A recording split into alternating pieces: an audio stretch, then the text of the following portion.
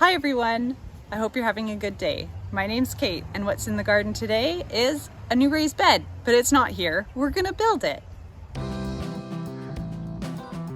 I'm going to build this raised bed no-dig style, but first I'll get this gate and the little railings off the old beds, and I'll cut the posts off flush with the top of the beds. So, no-dig style. This means we're not going to remove the grass or do any digging. Instead, we're going to put down a layer of cardboard to do the work for us by smothering the grass over time. My raised beds are laid out in a grid, but there's a gap in one corner. That's where we'll build this new one. This means that the size of the bed is predetermined by the beds around it, so that it will fit into the grid. It's roughly 4 feet square, but we'll use the width and length of the adjacent beds for the exact measurements. Once the cardboard is laid, we'll build the bed in place. We'll clean up the board ends and then cut them to length. We need to do a little bit of math to figure out the exact cut length. Because I'm using a swirl sort of layout for the boards, each one needs to be the length of the bed minus 1 board thickness. Because this bed will be the same width as the boards they came from, 2 of these are already the right length, but the rest need to be cut. Fortunately, I already have the lumber for this bed because I took the top layer off of my long raised bed a couple weeks ago. This is great because none of the lumber will go to waste, and I'm kind of building this bed for free. I mean, I guess I paid for them once, but that was a few years ago now, and I consider that cost to be part of the old bed. My raised beds are built from cedar 2x6, which I bought from my local lumber yard. There are a few exceptions though. For example, this white bed with the sunflowers, it's built out of scrap from a house project, and this was the old lumber that we took out. It's only painted on the outside, and it will be construction grade lumber, meaning it's kiln dried and untreated, and what they call SPF, or spruce, pine, or fir. These boards are probably fir. Okay, so I've just cut up the boards that came off the old garden bed, and you might notice that there's only 6 of them.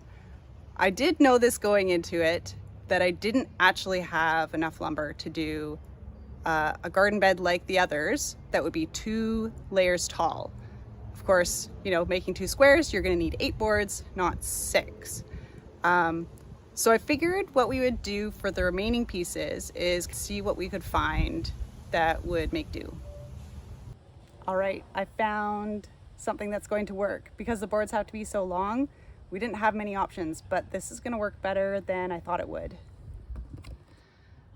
Okay, this is what I found. On the right, these are the 2x6s that I was cutting, and on the left, we have a 2x4 and a 2x8 that add up to be just about the right height, so that will be perfect. The 2x4 I know is cedar, so that'll be good, and this one is untreated lumber, with the exception that I've painted one side of it. It was a garden bed before at one point. It's not in the best shape, but that'll be fine.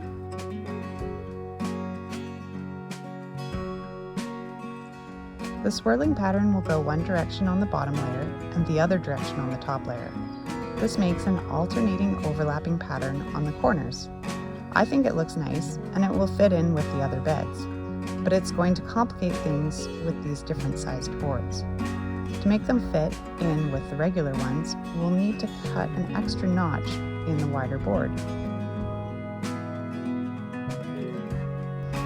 And I'm about to realize I should have cut the wide board longer because it actually needs to be notched on both ends. I affectionately call these garden screws. Anything that's used but still seems good enough. My opinion, fine in the garden. I should also add that they're decking screws, so they're meant to withstand weather. Standard plated screws don't tend to last outside.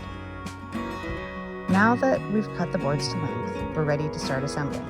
I'll sort the boards, choosing the nicer ones for the outside, and then screw them together, trying my best to line them up and make them square. Once I've built the lower layer, I'll stack the upper layer on top and screw them together too. Now the bed is really taking shape. The next thing will be to install some interior bracing posts to hold the layers together, and the ones on the outside corners will double as railing posts. This is not needed in most cases, but when the beds aren't full with good-sized plants, our dog will climb in and dig them up or make herself a bed. She ends up throwing dirt everywhere and making a big mess, and it's really disappointing if I've just sown some seeds.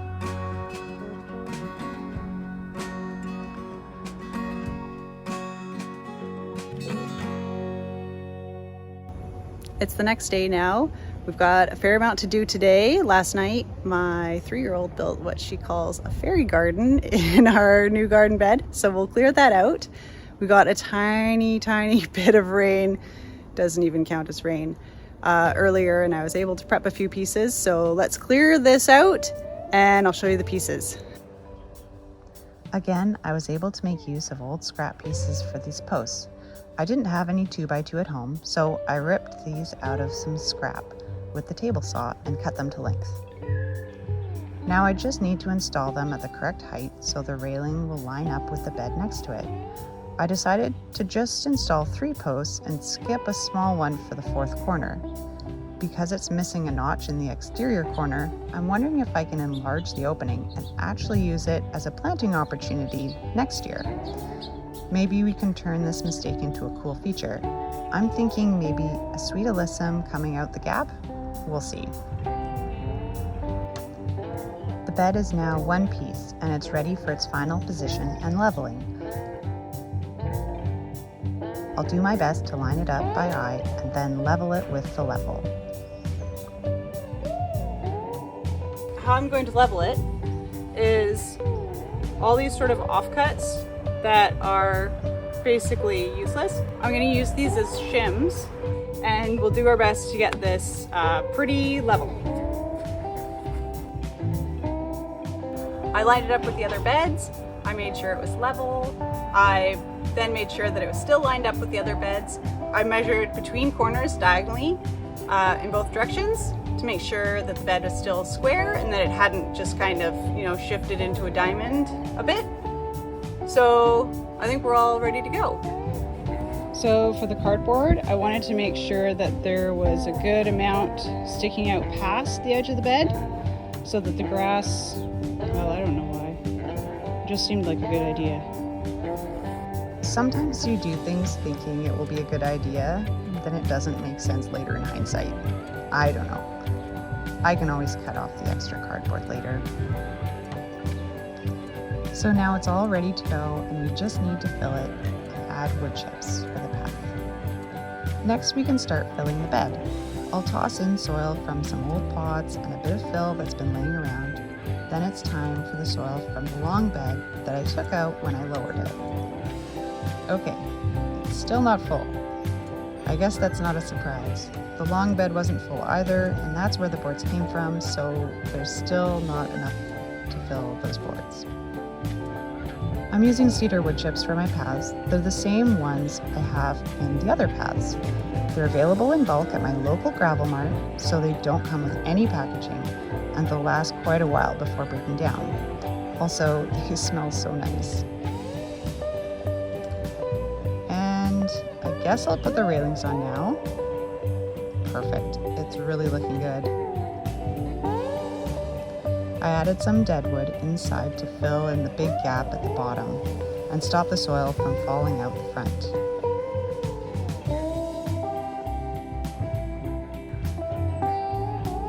Okay, so we need more soil to fill this bed. My local garden center has a few things in bulk, so I got half a yard of topsoil from them. I probably should have just taken off one of the railings. Gosh, that looks awkward. Oh well, this bed's just about full now. Looking great. I'll need to improve the soil in this bed for sure, but we can talk about that in another video. And I'll need to do something about gates for these openings. Otherwise, these railings are next to useless since you can just go around them.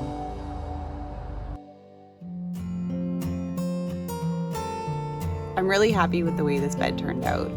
It fits in perfectly with the grid of other beds that I have in my garden. And it's changed it from feeling like just barely enough space to I definitely have enough space and I can plant things more generously next year. I hope you enjoyed watching me build a bed. Maybe you learned something from it as well. But for now, thanks, and I'll see you next time.